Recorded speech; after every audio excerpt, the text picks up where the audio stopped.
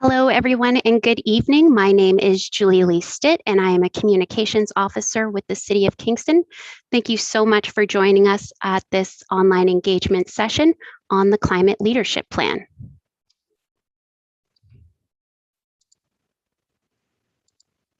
So before I hand the presentation over to the project team and we get into the details that you're here to learn more about, there's just a few housekeeping items that I'm going to go through. And I just want to thank everyone who signed up for this evening's event. We do have 63 people RSVP'd, and we also have the event live streamed on the City of Kingston's YouTube channel. So just a couple of things on the screen that I want to draw your attention to. This is a consultant-led open house. It is not a statutory public meeting. And the meeting will be conducted by project consultants, and as city staff, we are facilitating. As I mentioned, the session is live streamed and it is recorded. So if you joined us now and you have to pop off for some reason, you will be able to find the session afterwards on the City of Kingston's YouTube. Video microphones and chat features are turned off, and questions and comments that you share in the Q&A tool will be visible to other residents. So that is something to note. You will see a chat tool at the bottom of your screen, but we're asking that you reserve those for IT issues, which I'm actually going to touch on in the next slide. Because we recognize technology troubles happen. Technology has been a great aid to us, and it's allowed us to continue this great public engagement process that the city set out on many years ago. But we know that technology problems do occur. So if you are familiar with the Zoom platform, I encourage you to adjust your view options so that you're able to see the presenter and the presentation at the same time. However, if this platform is one that you don't hop onto very often, I might suggest that you leave the Zoom window as you found it. If you find that you do run into some problems, we do have resources on our Get Involved Kingston page, which you can access at www.getinvolved.cityofkingston.ca. I will also say that Zoom has some wonderful resources, which you can find pretty easily just through a simple Google search. If you find that for some reason your internet connection or whatever the case might be, that you are kicked off of the meeting, there is the opportunity to rejoin using the link that if you are joining us on Zoom tonight, you would have received in your confirmation email. There is also a phone number on the screen that I want to draw your attention to, and if you want to take a moment to snap a photo of it or grab a pen and paper and jot it down, you can also call into the meeting, and you can do so by dialing 1204-272-7920. And again, you have the option to follow us on the city's YouTube channel. So the chat feature, I did mention that we are going to be reserving it for one purpose only this evening, and that is if you find you have a technology problem. So usually the best option is to log off and rejoin the meeting. But we have an IT professional in the room this evening.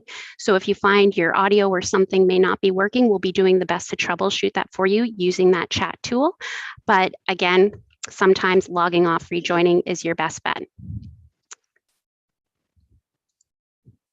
So when it comes to asking questions, because that is an important part of this evening's engagement session, we are asking that you type your question into the Q&A tool, which you'll find at the bottom of your screen. And if you have questions for clarification throughout the presentation, you can add them to the Q&A, and our project team will be doing the best to address those as they relate to the presentation, but there is a Q&A period at the end. So if you do have questions, most of them will probably be reserved for following the presentation, and then the project team will really dive in and dig into those great questions that you're going to be bringing forward this evening. An important note is that you do have the option to ask a question verbally. Again, that will be during the Q&A period.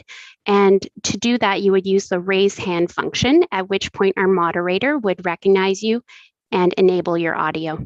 If you're joining by phone this evening, then you can also ask a question verbally, and you would do so by pressing *9. But again, a lot of those questions we're going to be getting to during the Q&A period. Okay, this is the final slide before I turn the presentation over and you start learning more about the Climate Leadership Plan, which is what brings us all here this evening. These are the city's guidelines for participation. And I'm asking everyone in attendance to look at the guidelines on the screen. These were developed by the city in collaboration with residents, so they truly are your guidelines. So my question to the group this evening, is there anything additional you would like to have added to the guidelines for this engagement session? Now, to agree that everyone confirms, we would ask that if you are not in agreement, to please use the raise hand function. So I'm going to give everybody a moment to review those guidelines.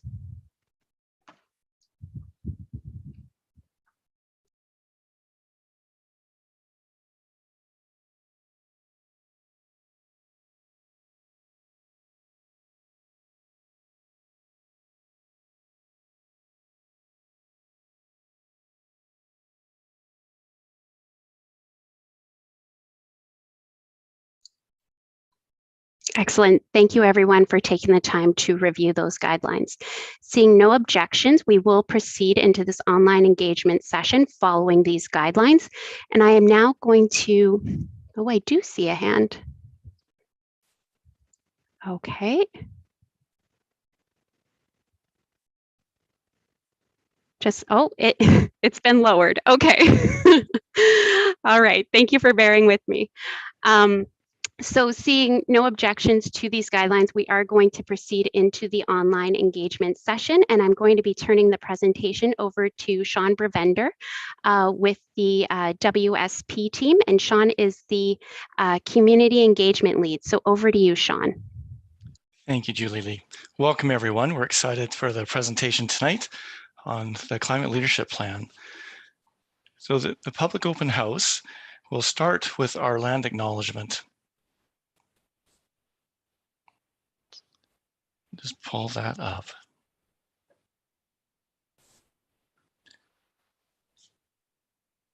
So Sego Ani Buja Wache Ya Kwai Kwai. I offer these words in the spirit of this gathering. Let us bring our good minds and hearts together as one to honor and celebrate these traditional lands as a gathering place of the original peoples and their ancestors who were entrusted to care for Mother Earth since time immemorial. It is with deep humility that we acknowledge and offer gratitude for their contributions to this community, having respect for as we all share the space now and walk side by side into the future.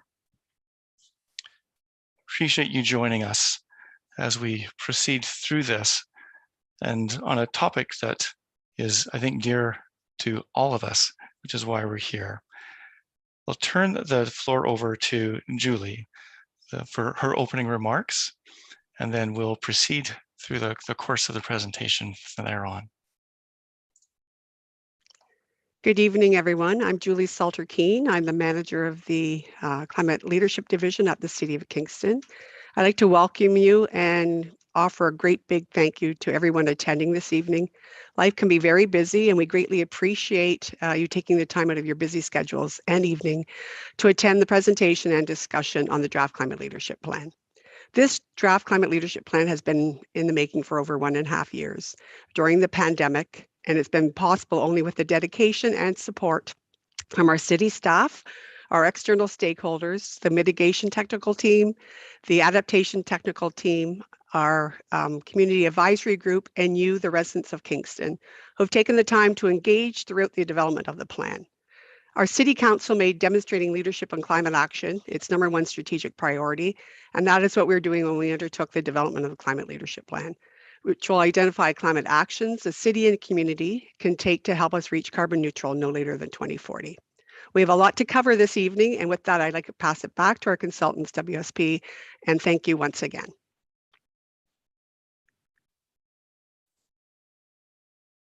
Thanks, Julie. This slide here shows some of the key players on the city side for the course of this project. And you've just met Julie and Julie Lee, who's been introducing this session. Next slide, please. We are representing the WSP team tonight. Christina Schwante, she will be taking us through the course of the project as the project manager. I'll be facilitating the session, and we're supported with Chelsea. I also want to note that we have Elliot Capel, who is our project director for this, and he's formerly the Chief Resilience Officer for the City of Toronto. Next slide, please.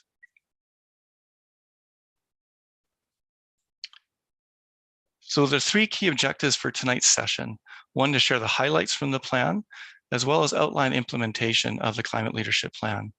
And most importantly, answer your questions and receive a little more of your feedback on that. We've gone through introductions. We will now shortly be blessed with a presentation from Christina on the actual plan itself, and followed by implementing the plan. There will be a Q&A session where, through the chat box, as well as through a raised hand that Julie Lee has explained, that we can take your questions. As well, we have questions via an online engagement tool, Mentimeter, where we can collect more feedback also. So we'll progress to that point. Christina, the presentation is yours. Excellent. Thank you, Sean, and good evening, everyone. Thank you again for taking some time this evening to learn about the Climate Leadership Plan.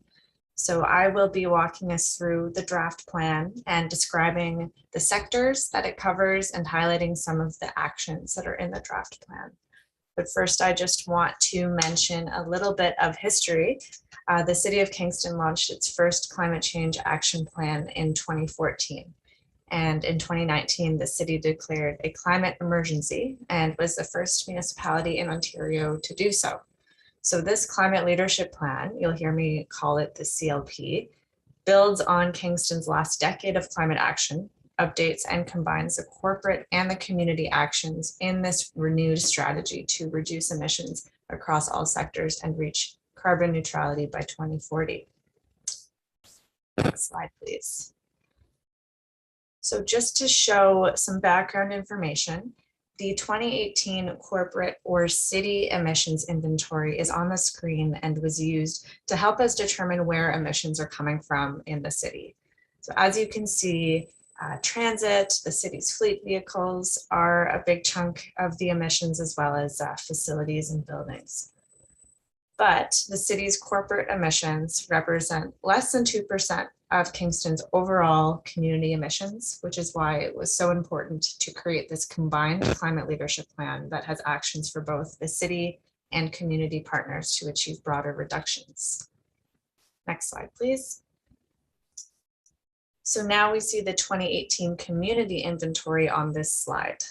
And what we can see is that buildings generate the largest percentage of emissions in Kingston, which is mainly caused by the combustion of fossil fuels for industrial uses and electricity production.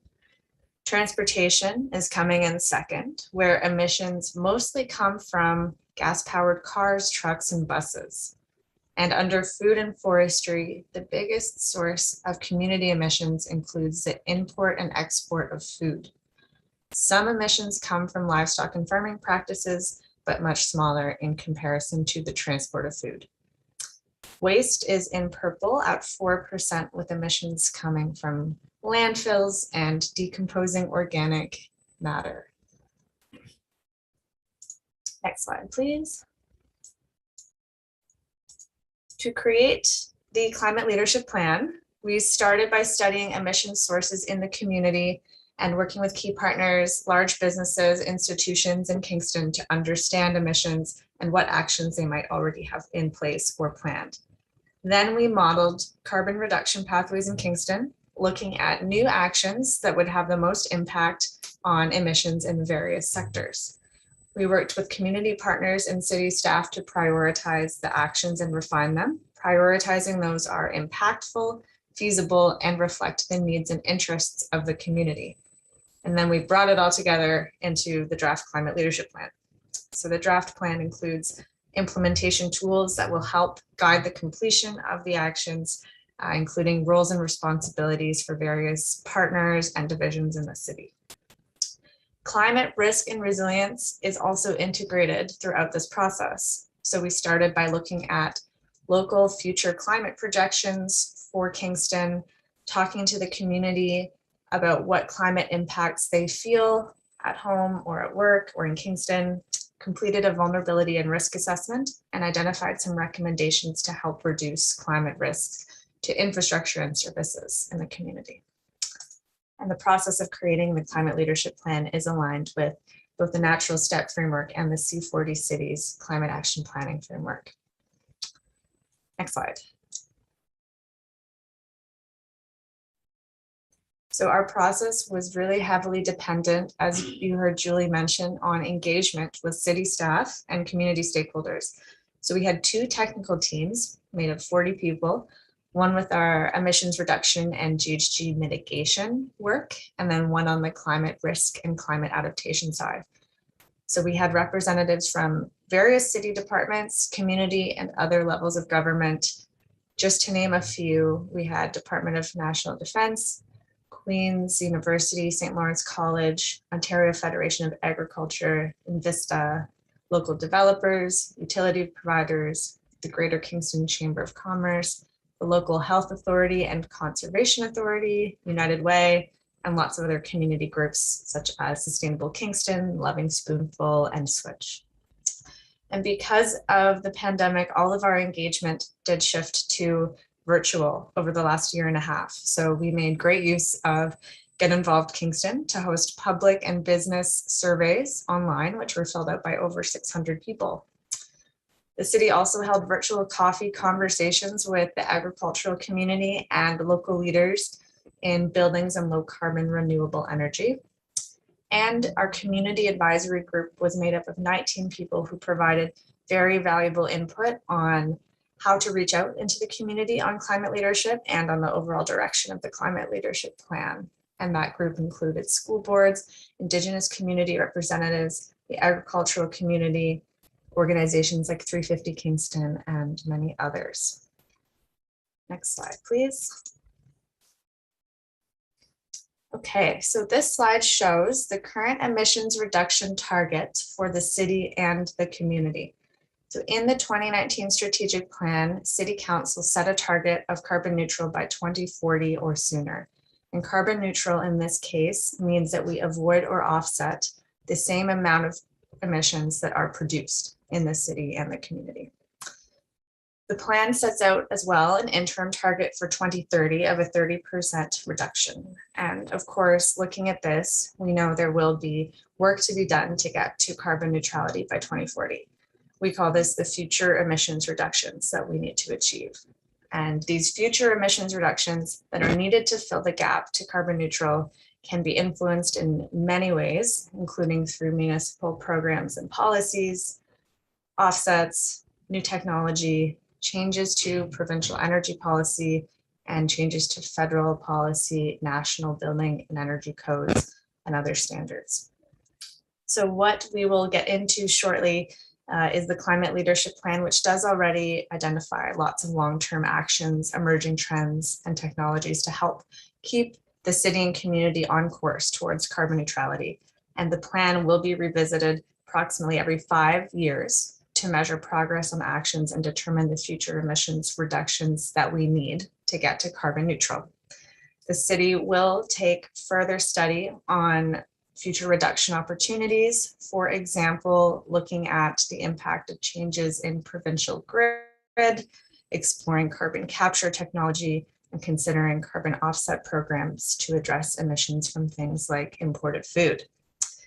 So by continuing to investigate best practices, emerging trends, and monitoring the actions that we have in the draft climate leadership plan, the path to carbon neutrality will continue to get clearer over the next few years and will be supported by the continued involvement of the city and our community partners who were involved in this climate leadership plan. Next slide, please. So the climate leadership plan covers 4 main sectors, and I will highlight some actions and talk about each sector over the next few slides. So into buildings, next slide, please. Our first sector is buildings and energy production. So 41% of those community emissions. So our objectives in this sector are focused on producing more low carbon energy locally, helping support the community in retrofitting homes and commercial buildings, and making all city facilities net zero energy, as well looking to get ready in advance of updated building and energy codes, which we expect to have requirements for low carbon buildings. And under this sector, there are also actions around helping buildings become more efficient through improved things like insulation, windows, appliances, and equipment, as well as better design, advanced building science, and new construction. Next slide, please. Great. So this slide shows the pathway of emissions reduction in the building sector. So emerging technologies like heat pumps and the increasing availability of renewable natural gas will help get us to the reductions that you see on the screen. As well, we see the cost of solar energy, production and storage continuing to become more affordable worldwide. So in this sector, Kingston has a big opportunity to become a hub for local renewable energy. The box on the bottom left shows community emission reduction in 2040, which will result from implementing the new actions in the draft climate leadership plan. And it's based on Kingston's future population, including projected population growth. And the plan, as we talked about, also included elements of climate risk and resilience. So it's important that we highlight some of the climate resilience benefits of the actions in each sector. So in terms of buildings and renewable energy production, there are lots of co-benefits for energy efficient buildings. They tend to be more adaptable to climate impacts, such as changes in temperature, and can provide renewable backup power for critical uses. So together, the retrofit of homes, businesses, institutions, facilities, combined with clean renewable energy, have the potential to contribute almost 30% reduction in Kingston's overall community emissions by 2040. So it's a big opportunity. Next slide, please. So on the screen, you can see just a few examples of the actions in the buildings and energy sector in the draft climate leadership plan. So please note the full list of actions is in the summary report, which is on Get Involved Kingston, and we can share how to access that later in this presentation.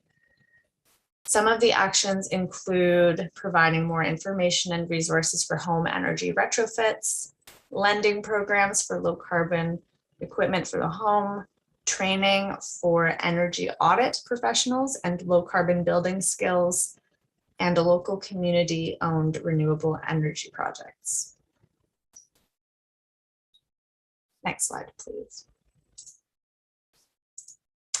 And under the waste sector, we have one objective around producing renewable natural gas locally. So renewable natural gas is produced from waste, so is inherently more sustainable and can be used to fuel transit fleets, for industrial processes, and can be used to heat homes and businesses. Next slide.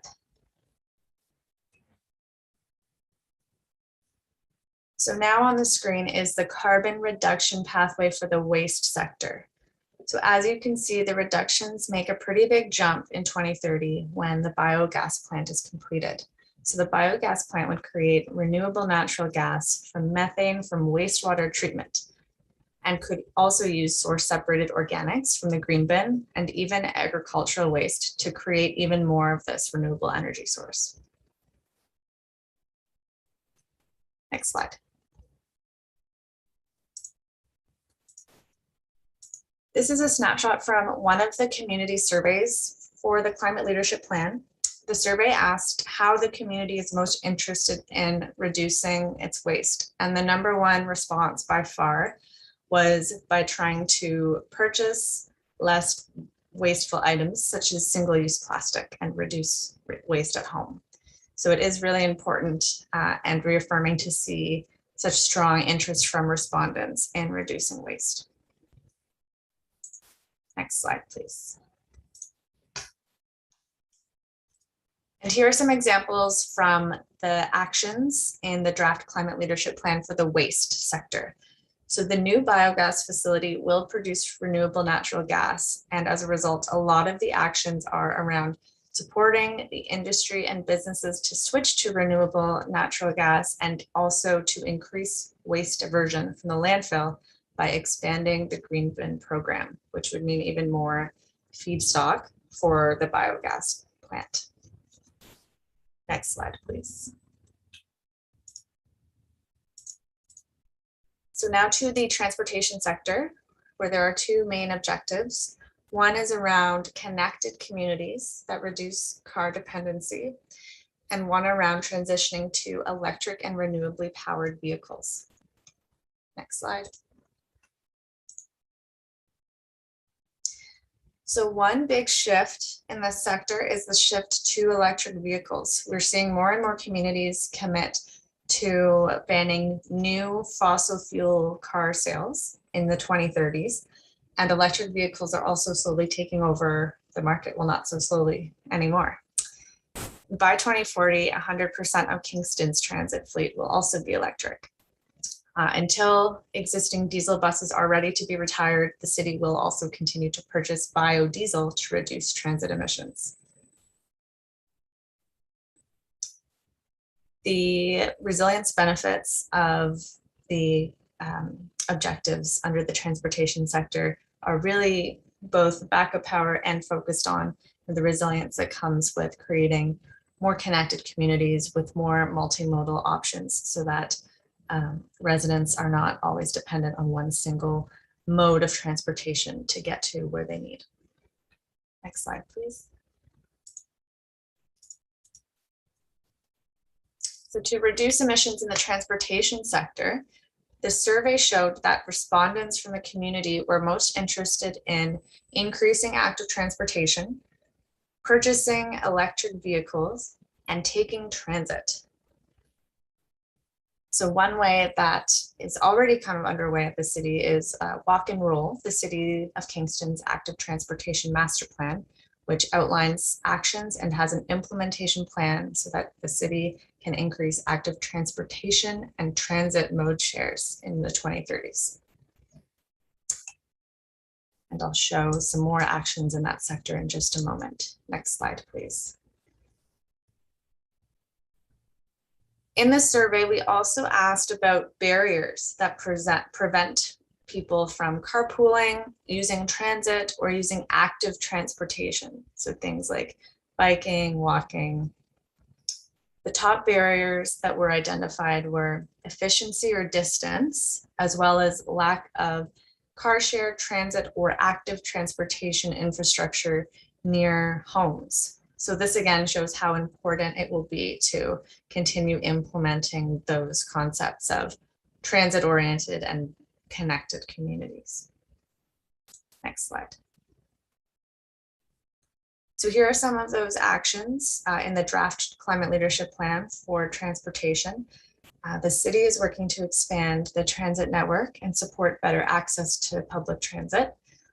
The mid-rise and tall buildings policy, also known as density by design, will also guide strategic development of buildings in more than 4 stories in targeted neighborhoods and locations across Kingston where appropriate.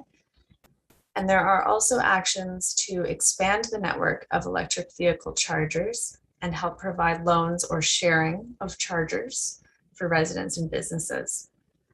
The city will also explore with partners opportunities for car sharing and other micro-mobility solutions.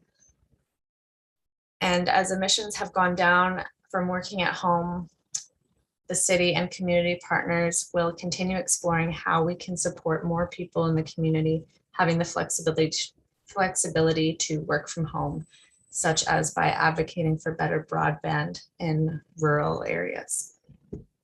Next slide. So the last sector is food and forestry, which has the main objective of improving the vibrancy of the local food system as a means to reduce our dependence on imported food. Next slide. The transportation of food into and out of Kingston generates the biggest proportion of emissions in this sector. So as transit electrifies, it will cause a decline in emissions in this sector, especially when we see cleaner electricity along transportation routes. But the current estimate is that only 2% of food consumed in Kingston is locally produced. So local food offers lots of benefits to the community, including emissions reduction, but also beyond that, resilient food supply, improved access to plant-based food, support for local economy, and agricultural jobs. The other driver of these reductions are trees, and they provide carbon storage. So expanding the city's forested area will also help reduce emissions, improve community resilience, and provide habitat for local species. So increased local food consumption and increased tree canopy have the potential to contribute to emissions reduction in Kingston of around 2% of Kingston's total community emissions and 14% in this sector. Next slide. This is our last survey snapshot, and survey respondents were asked about barriers or challenges with increasing local food consumption. And the top barriers identified by respondents are the cost of local food and identifying lack of variety and availability, as well as their perceived barriers. Next slide, please. So in response to these findings, the actions under food and forestry in the draft climate leadership plan are focused on increasing support for local food and also community education about local food availability and variety to address those barriers we saw in the survey. Tracking local food purchases is also a really important action so that we can get a clearer picture of how much of Kingston's food is local. Next slide. Okay, and the other one of the city's goals, in addition to carbon neutrality, was to manage climate risks to critical infrastructure and services and help the community understand and manage their climate risks as well. So we also completed a climate vulnerability and risk assessment and developed some high-level recommendations on climate resilience within the climate leadership plan draft. Next slide. So some of those recommendations included identifying vulnerable assets in the community and how those assets can be made more resilient, such as at the waterfront and older infrastructure that is more susceptible to flooding or damage from weather extremes, increasing the tree canopy, and also making sure that climate risks are part of emergency management, business continuity, and how the city makes decisions. So not only looking at emissions reduction, but also climate risks in decision making. Next slide. So lastly, the draft climate leadership plan includes implementation tools to help the city and community take these actions and run with them. So the city will continue its annual greenhouse gas inventories to track emissions. There will also be progress reports and iterative reviews of the climate leadership plan approximately every 5 years to update actions and ensure that that future emissions reduction pathway can account for new policies, new technologies, new reduction opportunities, and any other changes. The city is also looking at using a climate lens for decision making, which is being adopted by lots of leading Canadian cities. And offers kind of a structured process so that city decision-making and investments take into account the city's emissions targets and helps to reduce climate risks right from the early planning and approval stages. The city will also look at a carbon budget to measure how much can be emitted annually in order to stay on track for the city's carbon neutrality goals. Next slide.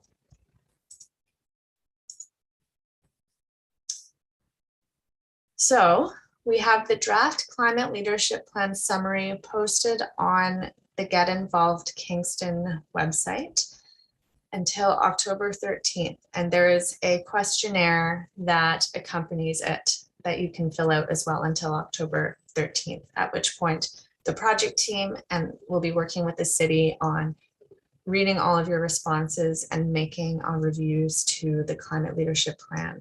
And later in the fall, the draft climate leadership plan will go to council, and if approved, then implementation can begin. Next slide, please. So that is everything from me in terms of the draft climate leadership plan and its contents. And Sean will be facilitating a Q&A period. And I'm happy to answer any questions you have about the plan. Thanks, Christina. So just a couple tips for the session tonight. One is the feedback is being captured and will be provided back through a what we heard summary. So stay tuned for that. As well, just another call out for the Get Involved Kingston site. If you haven't accessed that site yet, I would strongly encourage you to do so, as much of the project information is there, as well as opportunities to review and provide limited feedback also. So for the Q&A, we have the raised hand feature. If you're not able to call in through the internet, but are able to call in through the phone line, then as Julie Lee indicated, just *9, and that will also provide that raised hand. We will, with your raised hand, if you have a question you verbally want to ask, then we will unmute your mic. You'll see that little prompt come up in which you accept, and then it'll give you the opportunity to verbally express it. But also through the chat, you can type in your questions. We have 2 questions so far. So we'll go to those first, and then we will open it up. Looks like we've got raised hands right after that, and we'll proceed that way. So the first of the 2 questions is, can we get the raw data for the emissions breakdown? If so, how and where? Christina. Hi, Mark. Thank you for that question. At this stage, as we're still in the draft plan stage and still working through our final revisions, we cannot provide the raw data for the emissions breakdown. However, the community inventory, which was used to create the analysis, I believe is available. I will maybe double check back with our colleagues at the city to see if the community inventory is available on the website, but that includes some of the base information that informed the analysis. Thanks, Christina. The next question is, will Kingston stop allowing natural gas hookups to new residential and commercial buildings like other jurisdictions, for example, Vancouver? If so, when? I believe that may be for Julie or someone on her team. I can start. So in the draft climate leadership plan currently, it does not ban natural gas hookups to new buildings. And the reason for this, there's a couple that I can talk through, and if anyone from the city would like to add on that, I definitely welcome you to. But this approach that we've taken for now in the draft climate leadership plan, it's kind of carrot versus stick. And the plan includes multiple actions that help encourage and incentivize net zero new construction, such as through the city's Green Standard Community Improvement Plan. The other reason is that keeping new buildings connected to natural gas pipeline infrastructure is important as future opportunities are explored for renewable natural gas and other biogas opportunities, as well as district energy. Thanks, Christina. So the next question, and I'll just reiterate, if you could put your questions through, the Q&A box. I may have misspoke earlier. That way I can make sure I don't miss them as we're following through the queue here and trying to respond to them in order. The next question is from Lisa. Can you explain why food and forestry are combined under one category as they appear separate in details? Christina. Sure. So we use kind of the breakdown that is provided in the emissions data in the baseline information, so the community inventories. And you'll see in the draft climate leadership plan that there are actions focused separately on local food and forestry, but they are grouped together just in order to analyze various emission sources coming from transport of food as well as agriculture. So it includes kind of, as well as forestry and urban tree canopy. So accounting for multiple things within one sector helps us with the initial modeling and understanding sources of emissions, much like we look at different sources of emissions from different building types and energy in the building sector. And then getting into the actions, we definitely tried to break those out to be specific to things like transport of local food versus actions for afforestation, etc. Thank you. Question from Brian. What is the status of the biogas plant initiative? Do we yet know if it could serve homes in the former townships that are served by Enbridge Gas rather than Utilities Kingston? So this one, I will see if anyone from the city would like to speak to the biogas plant initiative that's on the call today. Thank you, Christina. That's a great question, and we will take that back and we will speak to our colleagues at Utilities Kingston as well as city staff, and we can respond to that at a later date. I do know it's estimated to come online in 2029, but the latter half of your question, we will need to follow up with Utilities Kingston. Yes. Yeah. We want to make sure we're giving you the full and complete answer. So we have some resources that aren't available with us tonight that we can certainly pull in to ensure that we are providing the full answer to that. The next question is from Kyla. Can you please quantify the amount of emissions that you anticipate needing to offset in order to achieve climate neutrality by 2040? Yeah, so it will be around, in our current climate leadership plan, our emissions reductions take us to approximately, I believe, 61%. And what will need to happen is reviews of the actions and the emissions inventories in the plan in the next 5 years. So at that point, the amount of offsets that would be needed would definitely be different than what is needed now. So at this stage, it's undetermined. And as we reiterate the plan over the next 5 and 10 years, getting closer to 2040, it will become clearer what the future emissions reductions are that are needed and what, if any, offsets are required. Okay, thank you. And then a question here from Kathleen. And Kathleen, I'm going to forward that to the city team for them to provide a response to you after following the session here. So stay tuned for response to that. Richard, question with regards to, can you clarify how renewable natural gas is a source of emissions reduction? Does renewable natural gas not emit CO2 when used? Sure. So with renewable natural gas, it's created from waste sources. So in that sense, it helps contribute to that concept of carbon neutrality, so that we are generating energy from energy that we are emitting, and directly, producing it locally in the city of Kingston will also contributes to that by taking gases from waste treatment processes in Kingston and as well organic waste in Kingston, and converting that into energy that can be used to power industrial processes and heating and other uses.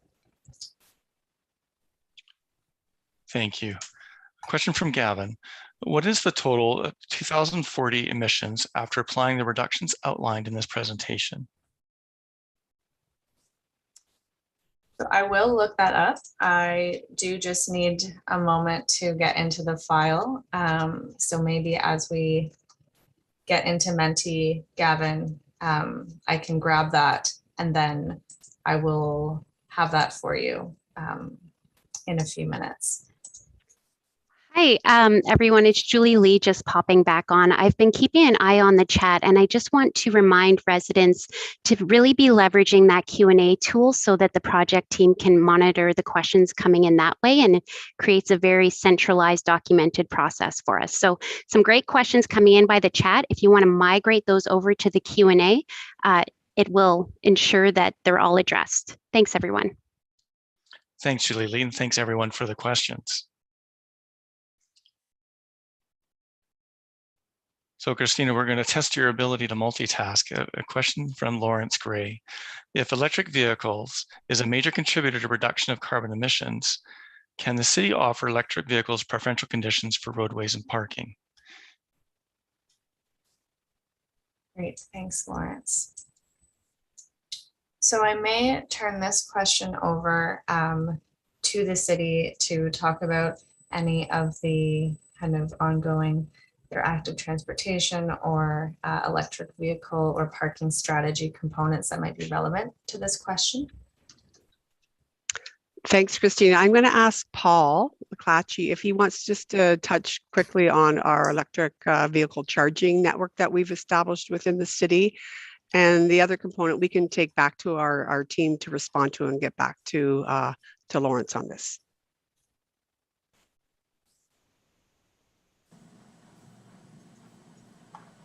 Yeah, thanks, Julie. I sure can. Can you hear me okay?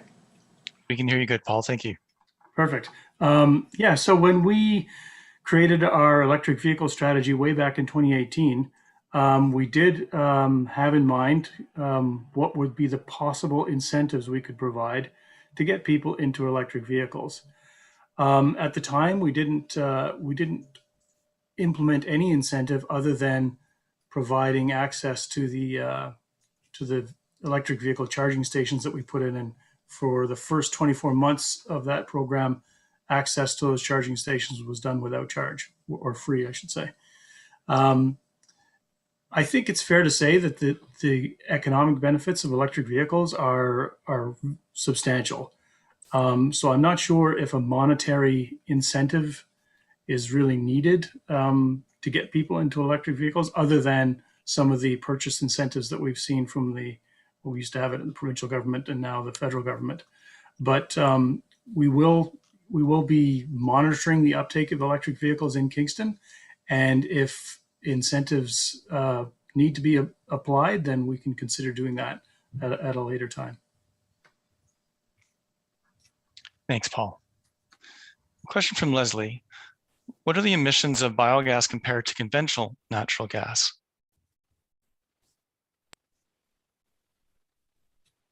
Christina? Yes, thank you, Sean. So the emissions of biogas are significantly less compared to conventional natural gas because you are capturing things like methane, which otherwise would create quite high emissions into the atmosphere, and converting those into energy. So you're also helping to avoid emissions from things like methane. So I don't have the exact ratio right now, but the biogas system, biogas as a source of energy, provides significantly less emissions than natural gas that is not renewable. Okay, thank you. Question from Soren. What can engaged individuals and families do to help forward the goals of the Climate Leadership Plan? Great. Thank Christina. you, Soren. Yeah. So there are a lot of different actions in the Climate Leadership Plan that are geared towards individuals and families. Some of them are about, if you are a homeowner, changes that you can make to your home with retrofits. So things like windows or energy efficient equipment. Those are things that will be supported through the Kingston Home Energy Retrofit Program. In food and forestry, one of the key actions is improving opportunities for access to local food and the creation of local food in Kingston. So Kingston has a really bright and vibrant agricultural community and local food scene already. And I think, you know, as much as possible, engaging the family in understanding where food is coming from, exploring local food options is also something that can have a big impact at home on both waste and those food and forestry emissions from transport of food. And as well, looking at modes of transportation and as much as possible reducing single vehicle trips, especially when it's nice weather outside, thinking of cycling, walking, taking transit when it's safe to do so can also help at home. Thanks, Christina. A question from Mark. Does the 22,000 tons of city emissions include all major contracted services such as garbage collection, etc.? So the waste emissions includes emissions from city collected waste. Okay. And then just a reminder, folks, if you're putting your questions in the chat box, if you can just migrate those over to the Q&A. So on the bottom of your screen, you'll see the Q's are right next to the chat, one or two icons over perhaps, is the Q&A. So if you can do that, because we want to make sure we get your questions and get them answered tonight. A question from Leslie. It seems that improved cycling infrastructure is not a major objective to reduce transportation emissions. Can you speak to the goals in this area? Sure. So part of the development of the actions in the transportation section was a lot of work with the city's transportation team. So a lot of work has already been done through the city's active transportation master plan, which does include actions and implementation plans for cycling. And I will call upon, if interested, if there's a representative from the city's transportation team, if you want to speak more to that. But one of the main reasons there's not a lot of additional new actions is because of the ones that are being completed by the city in their recent implementation plan. And I'll see if the city wants to add anything to that. Looks like Matt has joined us.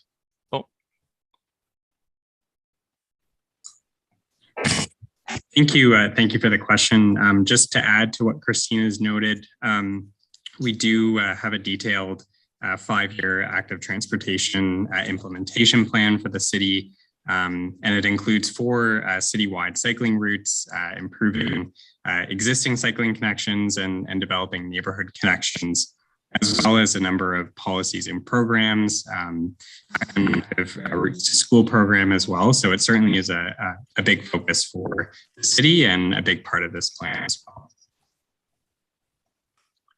Thanks, Matt. A question from Julie. What role does Kingston Utilities play in the climate leadership plan? For example, battery energy storage. So Utilities Kingston was represented on our steering committee and played a big role in the climate leadership plan. In terms of energy storage, they will be a key community partner on the actions to increase and identify opportunities for locally generated energy and energy storage. So Utilities Kingston is definitely a key partner in many of the actions in the buildings and energy production sector. Thank you. Dave, looks like you've got some information as well for us. Yes, thanks. And in addition to what Christina has just said, there's 2 other initiatives that Utilities Kingston will be working close with us on. One is biogas. They are behind the biogas plant. And so they will be conducting all the environmental assessments and feasibility studies, so forth and so on. The other one is our home energy retrofit program that we hope to launch next year. So Utilities Kingston is playing a program partnership role in that as well. Thank you. Another question, what level of biodiesel is presently? What problems have been experienced with biodiesel above the B05 level? Sean, I do not have an answer for that question, unfortunately. I will see if our city colleagues do have an answer. Otherwise, we will conduct a follow-up so we can get back to you on that question, Julie. Thanks, Christina. It looks like Dave's got some more information for us. He's on a roll. I may need to Paul McClatchy to correct me on this, but I believe the biodiesel is primarily used in our transit. It is B5 in the colder months and B20 in the warmer months. I believe it is only used in transit unless Paul knows otherwise. The problems typically come from using higher concentrations of either like B50 or B100. And it is usually eradicated if you change both the fuel filters on the vehicles and at the pumps. So biodiesel tends to clean engines quite aggressively. So the changing the fuel filters largely solves those problems. Thank you. A question from Richard. Given the intent to support local food production in the search for emissions reduction and the specific mention of bees and apiaries, does the Climate Leadership Plan envision the City of Kingston joining national and international initiatives to support pollinators?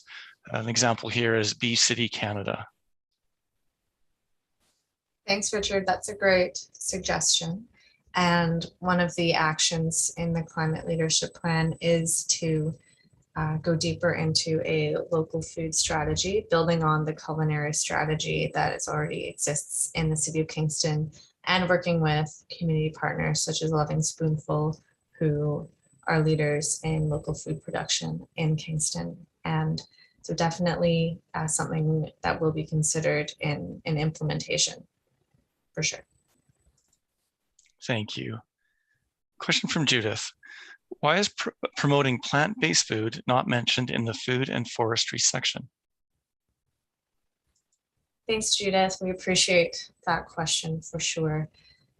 I think by nature of promoting local food, the idea is to promote local food that is also plant-based, to things that can be grown in community gardens and urban gardens in Kingston will primarily be plant-based foods. So I think the hope is that by supporting those initiatives, we can also help, and as well education programs on local food, we can help increase knowledge and understanding of plant-based foods. Great, thank you. Lots of great questions, folks. Keep them coming. Question from Kathleen. What progress has the city made in bringing green bins to the city's many apartment buildings? Thanks, Sean. This one I might also try to turn over to our colleagues at the city. Otherwise, we can follow up with the right person at the city on the green bins. Thank you, Christine. I was going to say the same thing. We will follow up with ways. I just don't have the numbers available in front of me right now, and we can get back with that answer as well. Thank you. Okay. Great, thank you. A question from Lawrence. Is a higher order of mass transit in and around Kingston a future objective of the city? If it is, then can this help with carbon emissions reduction? And if so, what type of higher order transit is envisioned by the city? I may again see if Matt would like to speak to answer this question about any of the future vision for transit in Kingston. Not Matt, Julie. Sorry, That's okay. Poor Julie. Thank you, Lawrence, for that question. And I think the answer is yes, that transit is a key to our future, and the development of our express routes has been key. Certainly delayed because of COVID. So the recovery from COVID will continue to build back our ridership and our express routes as well.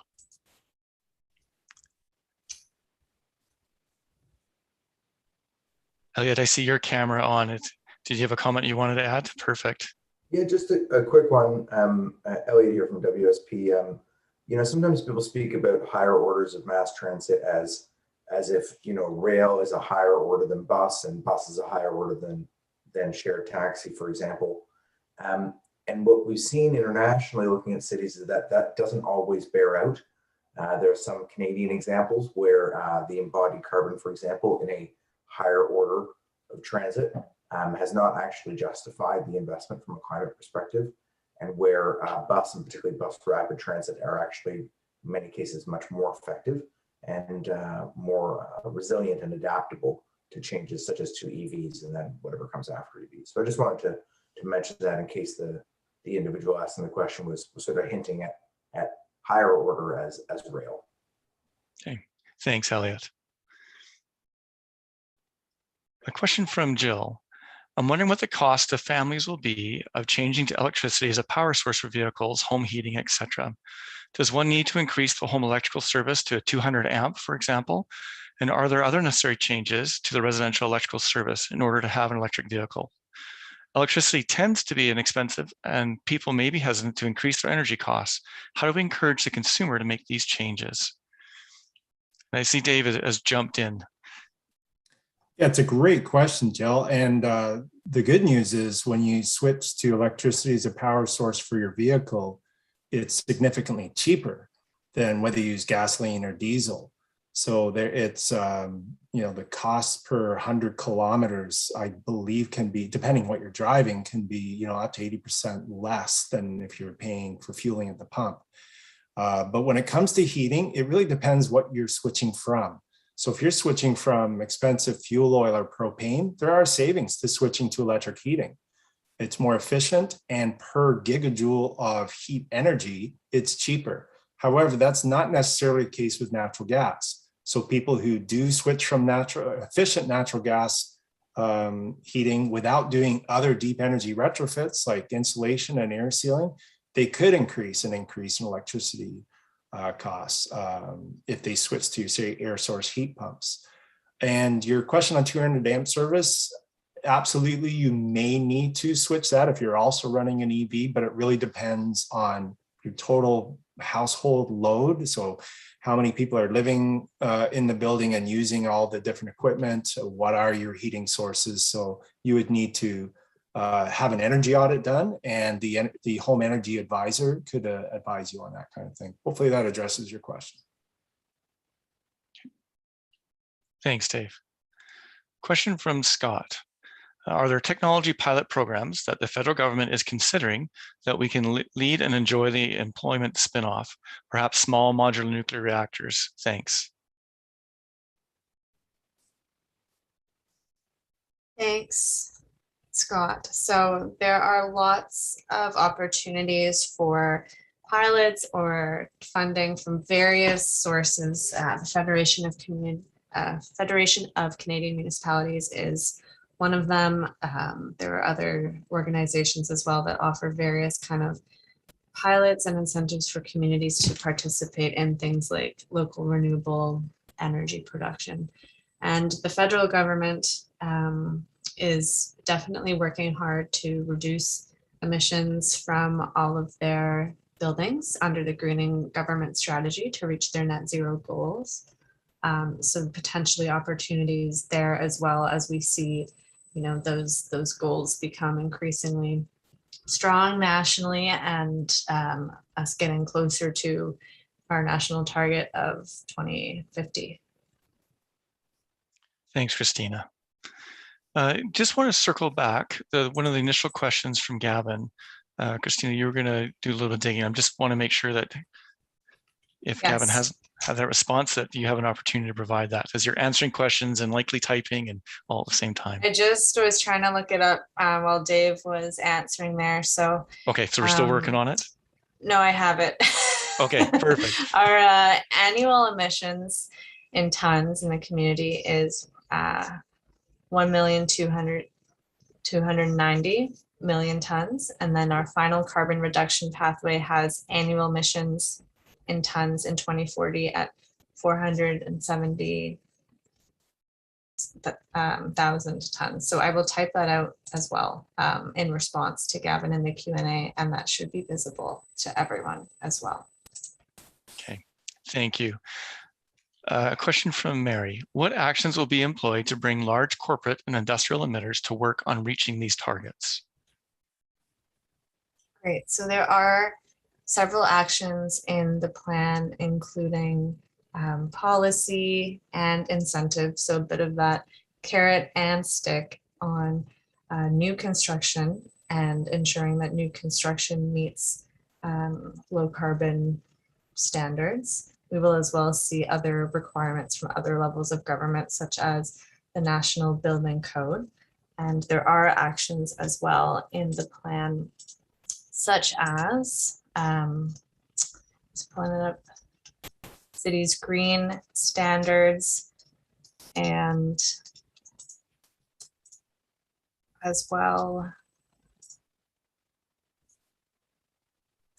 incentives that will be explored for approvals to support low carbon buildings in streamlined approval processes in the plans as well. I see Julie has joined us. Yeah, go ahead, Julie. Thank you. I was just going to add as well that on our mitigation technical team, we did have members of the community from our industrial sector who sat and provided some great input into the actions that we would be taking, and as well as their actions that they continue to do throughout the community. Okay, thank you.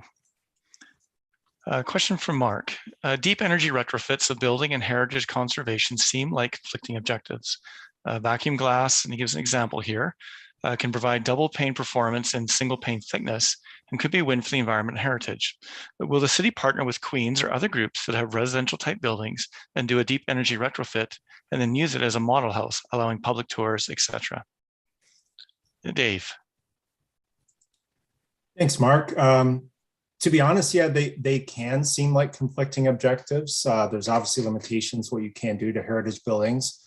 I love your example, and thanks very much for that. And I also love your suggestion. I've seen that done in other communities where they have a demonstration sustainable house, and every room and the roof and underground, they show what you could do in a home. And that is so much more meaningful than a pamphlet or even a video, because people can see firsthand how to do these things. So excellent suggestions. Thank you. Thank you. We got a couple more questions, but before anyone leaves tonight, we do have some questions for you. So hold on.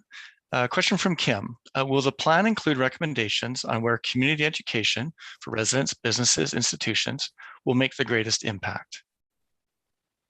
Yes, so we definitely wanted to make sure we were looking at those survey results to understand how the community feels emissions should be reduced and what they would like more education or information or resources on to help them make their own decisions about reducing emissions. So from what we learned in our survey and through our community advisory group is a lot of kind of communication around local food and agriculture will be important to support our local food systems, and as well on buildings and home retrofits. That's education for both residents and groups such as developers on what can be done to either retrofit existing homes or buildings, and as well how to design and build buildings that are energy efficient. So from our work and engagement with the community, those are some of the education priorities.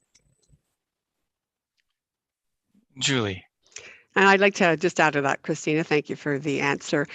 Certainly once we take the plan to council late this year and ask for endorsement of the plan, then for city staff, our work will begin certainly around the marketing, the education, partnering with Sustainable Kingston and other organizations such as Loving Spoonful, where we can really engage with the public and educate and assist them in taking those great actions that will help reduce our greenhouse gas emissions. Thanks, Julie. Question from Leslie. What carbon capture methods are being considered, and what will be done with the captured carbon after it's captured? That's a good question. And in the climate leadership plan draft, we don't get into a specific mechanism that the city will use or look into for carbon capture. It is one of those future emissions reductions long-term actions that is in the plan as something that the city will continue to explore as that technology evolves in Canada and in Ontario. So at this point, Leslie, I don't have a super specific answer for you, but know that it is included as an emerging trend in technology that the city and community partners are going to kind of keep looking out for as we review the plan over the next 5 years. Great, thank you. If we can go to the next slide in our presentation, transitions us to the Menti activity. So the information here, it will be provided on, pardon me, subsequent slides. But if you want to take reference of it, you certainly can.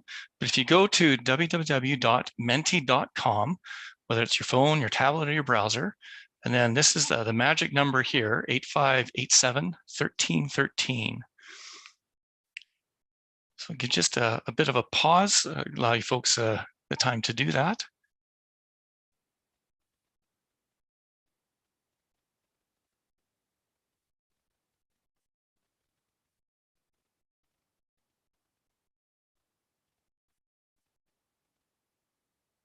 And we can go to the next slide, and that leads us into the question, and that information is there as well.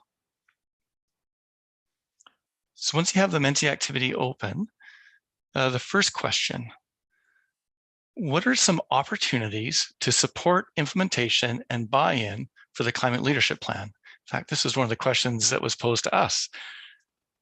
So welcome all your feedback on that. So we'll take, give it about 5 minutes. We'll try and gauge a little bit the flow of your responses, so we don't cut it off too short, but we're also not sitting for any length of period. So if you want to provide those answers for us, and then we just have 3 more questions, and then we'll transition to the wrap up of the session tonight.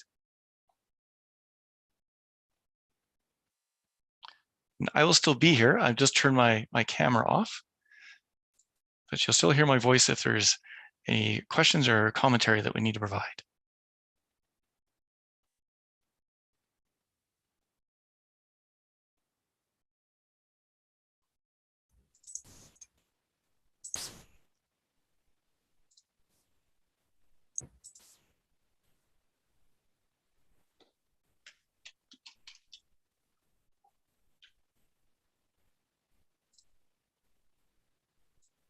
Hey everyone. I'll also add, if Menti is not working for you, or if you'd prefer, if you don't have access to a device to use Menti, you can also feel free to use the same tools we have been using for the Q&A. So typing in the Q&A box or raising your hand, but I'm seeing lots of responses come in through Menti. So looks like it's working for some of you, but just wanted to leave that option open as well if you'd like to submit an answer to the question, the first question. Thanks, Christina. Great point.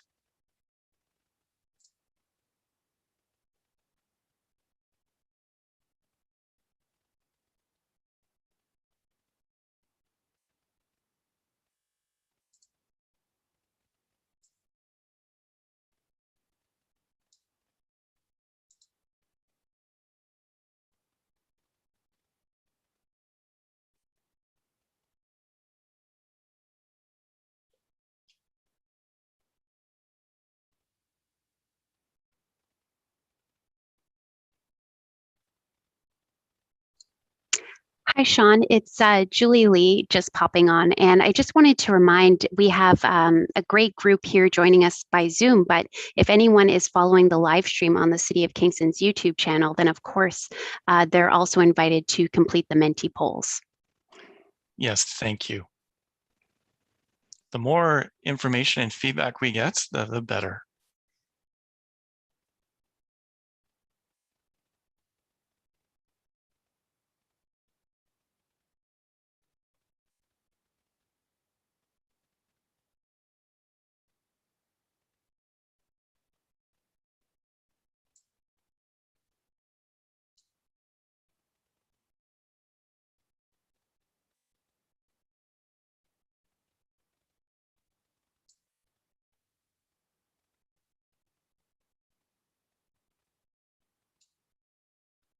Watching as comments are still coming in. Once those slow up, we'll transition to the next question. So if you've provided your feedback, just hold on a little bit here and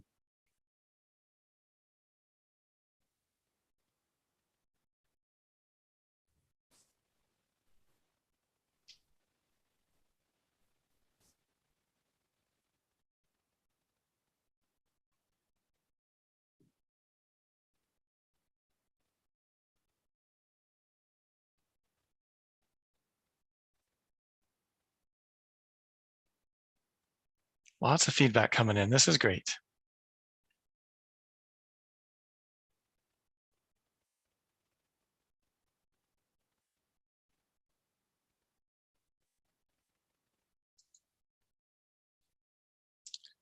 While some folks are finishing their comments for question 1, if we can go to the next slide, please.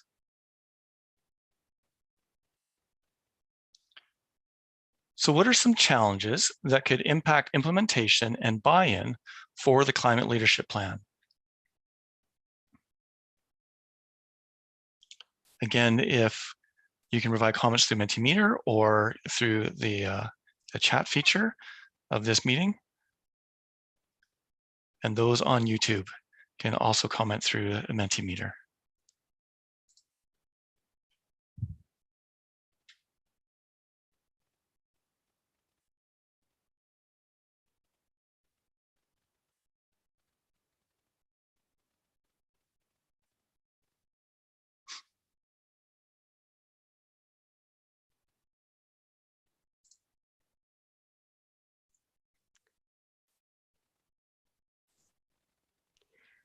Hi, Sean. Just as people are answering these questions, I was wondering if you could explain how the input we receive this evening will be used, specifically these questions on the screen right now. You bet. So there'll be a what we heard summary that'll be prepared. That will include the comments, the questions, both that we received during the Q&A session, but also the feedback from the Mentimeter. These questions are what they call open-ended, meaning you're providing us just your free information. There's no limitations. It's not a yes, no, or true or false. So this will be compiled and themed, and it will inform the final recommendations within the climate leadership plan itself. So with the Get Involved Kingston site, you'll be able to see some documentation about the session tonight. The what we heard summary will also become available as the project progresses. So take a look for those as you go forward. And this feedback is very important to the project team.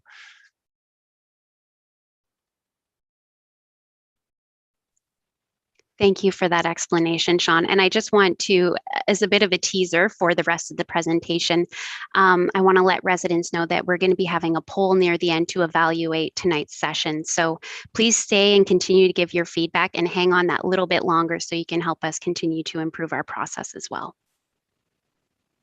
Thanks, Julie Lee.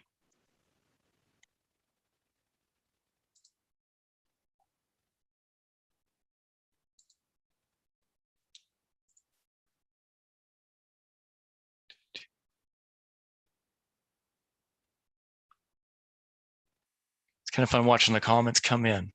Great feedback.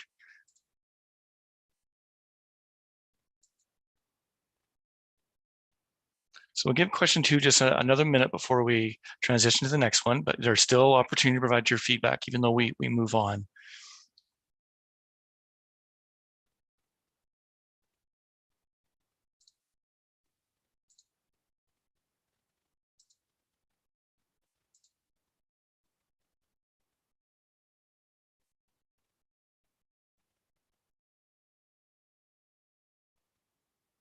Okay, let's go to question number 3, please.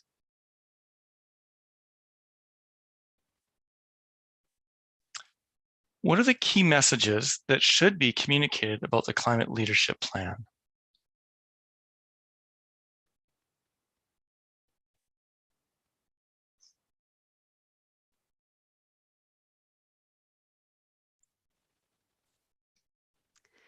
Hi, everyone. I'm back on the screen. I just keep turning up. This is a question. I mean, all of the questions that are being posed this evening are essential, and your feedback is really going to help guide the team's way forward. But as a communications officer, I am especially interested in your responses to this. So please share freely, and we're very much forward looking. We're very, let me try that again. We're looking forward to your input. Thanks, Julie Lee. And I apologize if I'm moving too quickly. Looks like comments are still pouring in for question 2. So we'll give this a little bit more time to ensure that we're getting your feedback. You don't feel raced through the process by any stretch.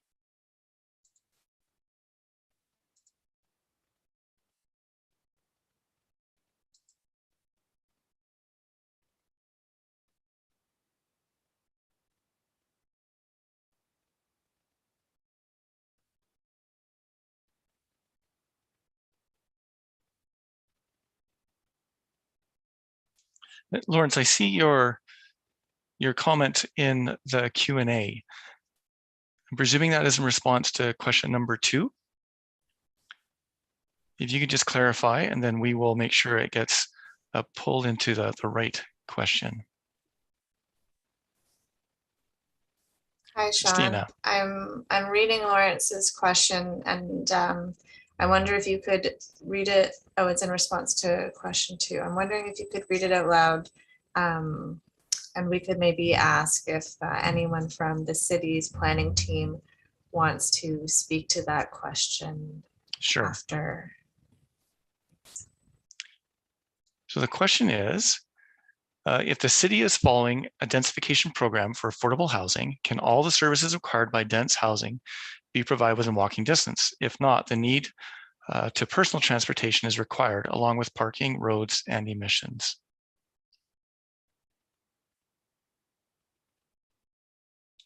So Julie, do you have someone on your team that can provide that, or is that response back?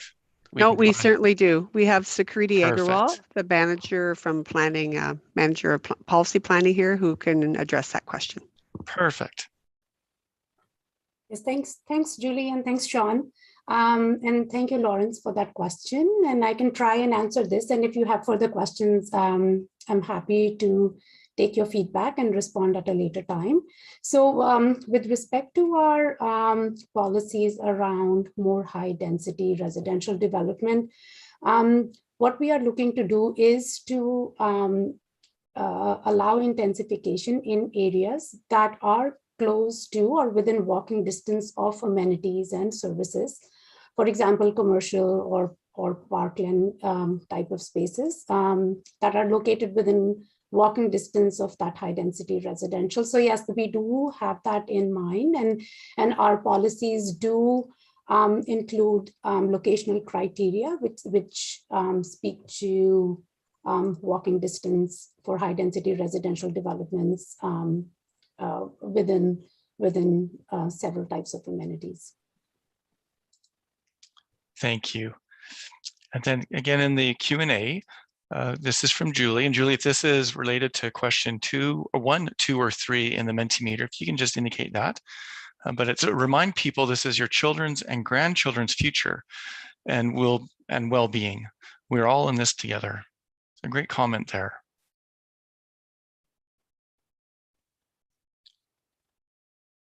All right, it looks like question 3 is starting to slow up a bit in the responses.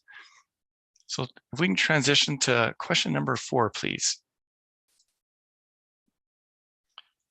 So what does success of the climate leadership plan look like for you? How would you define that? What would be the components to it? And that's our final Menti question for the night.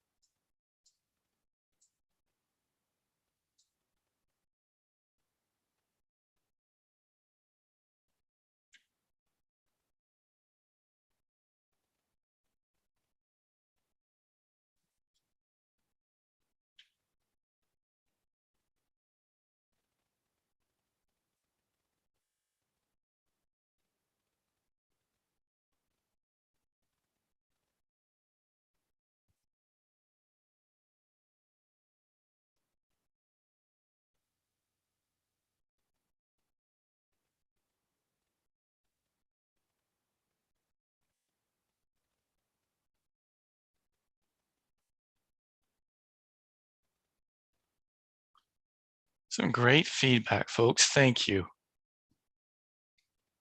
keep those comments coming.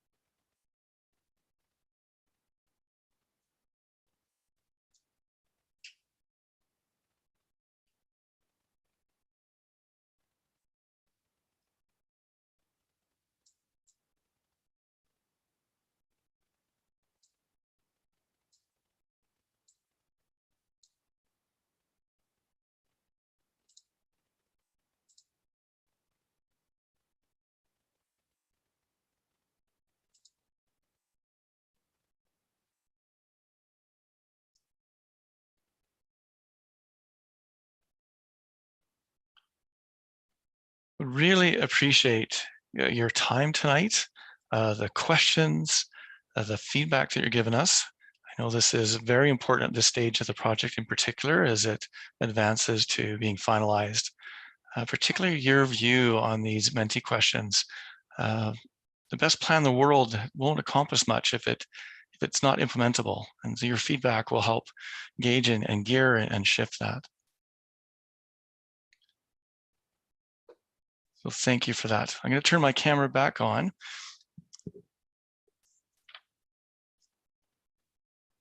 We'll turn it. Julie, if you wanted to make a few closing comments. Thank you, Sean. I just wanted to raise everyone's attention that we'll be having additional engagement on the climate leadership plan, and we hope to see you out at the market next Tuesday and next Thursday. Dave and I and other colleagues from the city will be in attendance. We will have the survey there if you would like to complete it there, answer any of your questions. At the same time, you can buy some local produce for your Thanksgiving feast. The survey will be open as well on our Get Involved page till October 13th at 4 p.m. The documents are there. There will be an exhibit on Market Square, hopefully up by early next week, where you'll be able to look at some of the actions from the different sectors that we heard about today. And there's a QR code that you'll be able to access the survey directly from the Market Square. And as always, you can reach out to me, jsalter-keen at thecityofkingston.ca, and I'd be happy to chat with you or answer any of your questions. And thank you once again for joining us this evening. Thank you, Julie. And before we close this evening's session, I welcomed you in, and now it's my pleasure to close it out. We're going to be asking you to complete the evaluation poll that should now be on your screen. So this is for individuals who are joining us by Zoom. So these virtual engagement sessions are, we've been doing them for a little bit, but we recognize that there's always an opportunity to improve our process to better serve you, our residents. So some of you might be familiar with this, but if you are not, there should be a poll on your screen. And we are seeking 100% completion on this, and you would be required to answer every question in the poll. So if you can take just a couple more minutes, I know you've already been so generous with your time, but if you can take a couple more minutes and help us improve our process, it would be very much appreciated.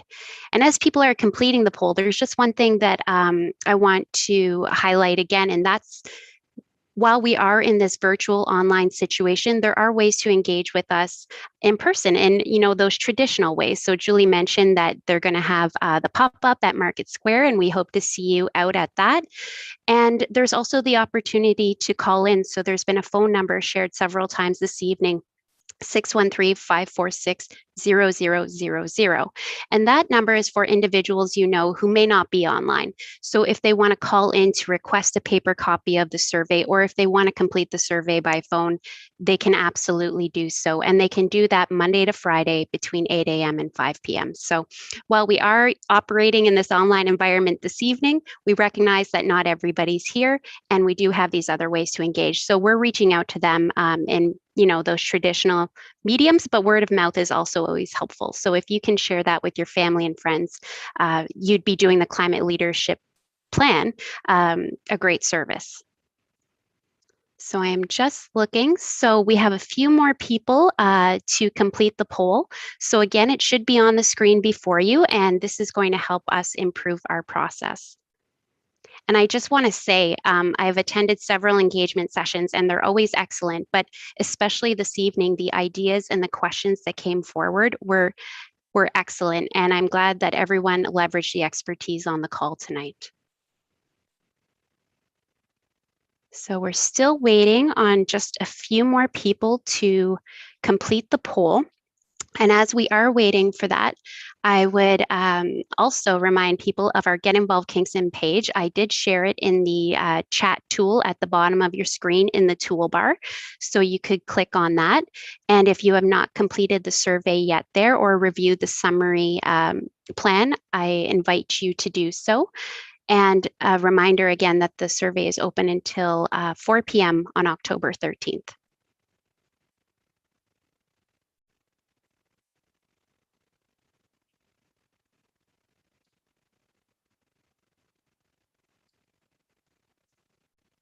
Okay, so we're waiting on just a couple of individuals. So we're going to leave the poll open for 1 more minute. And then I'm afraid I'll have to bid you adieu. But again, on a Wednesday evening, thank you so much. I know, maybe you had to shift plans. Maybe your dinner is still waiting to be enjoyed. I hope you enjoyed it while you joined us here this evening. But regardless, your time is very valuable to us, as is the input that you've shared. Excellent. We have 100% completion. So thank you everyone again. Take care, be well. Have a great evening.